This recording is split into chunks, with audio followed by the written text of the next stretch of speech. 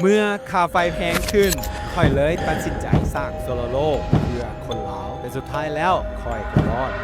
400 ล้านมันโบแมนเพียงแต่ตัวเลข แต่มันคือกำแพงที่ค่อยบ่สามารถปีนข้ามได้ มันเฮ็ดให้ค่อยนอนบ่หลับ และสงสัยว่าสิ่งที่ค่อยเฮ็ดมันเป็นเพียงความเพ้อฝันที่ใหญ่เกินไปสำหรับคนธรรมดาบ่เพื่อที่จะหาเงิน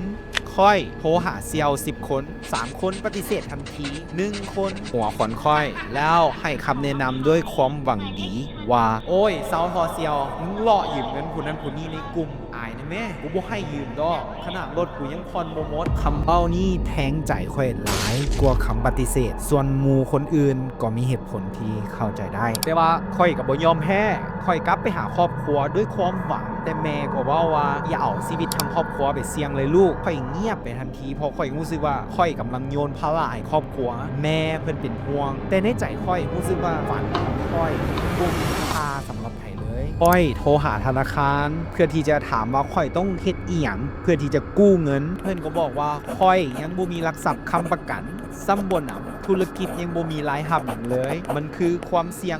100% สำหรับธนาคารตอนนี้ประตูทุกครั้งถูกปิดล่างมืดในหัวก็เว้าซ้ำๆว่ามึงอย่าคิดใหญ่เกินโตหลายมึงเฮ็ดบ่ได้ดอกเดี๋ยวก็เจ๊งเอาเวลาไปเฮ็ดชีวิตตัวเองให้ดีขึ้นก่อนอย่าเสลอไปช่วยคนอื่น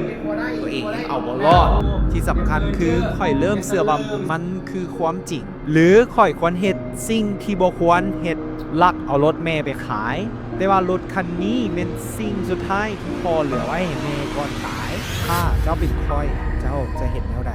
แต่สิ่งที่บ่คาดคิดก็เกิดขึ้นคือมีคนเบิ่งจากซ่องเฮาส่งข้อความเข้ามาเป็น10 คนแล้วบอกว่าอยากควมงานอยากสร้างโซโลโลไปนํกันตอนนี้ค่อยรู้สึกว่าค่อยบ่ได้อยู่คนเดียวมีคนหาช่วยค่อยอยู่นี่คือครั้งแรกที่ค่อยรู้สึกบ่โดดเดี่ยวค่อยล้มกับหลายคนแต่สุดท้ายค่อยเลือกเพียงคนหนึ่งแล้วโทรลมน้ำอ้ายเพิ่นค่อยก็เปิดใจเบ้าความจริงว่าสิ่งที่เราเฮ็ดจะเป็นประโยชน์หลายต่อคนลาวถ้าเฮ็ดได้แต่หาเฮ็ดบ่ได้กาดที่จะเจ๊งและเงินที่อ้ายเพิ่นลงมาจะบ่ได้คืนจักอีกแล้วอ้ายเพิ่นก็บอกว่าขอคิดเบิ่งก่อนและตอนนี้ค่อยลมกับสร้างว่าพวกเขาควรหยุดเฮ็ดแล้วแยกง่ายดีบ่เพราะค่อยรู้สึกเมื่อยและท้อหลายแล้วสร้างก็บอกว่าอ้ายอย่าเฝ้ายอมแพ้แม่ต้องยังบ่ยอมแพ้เลย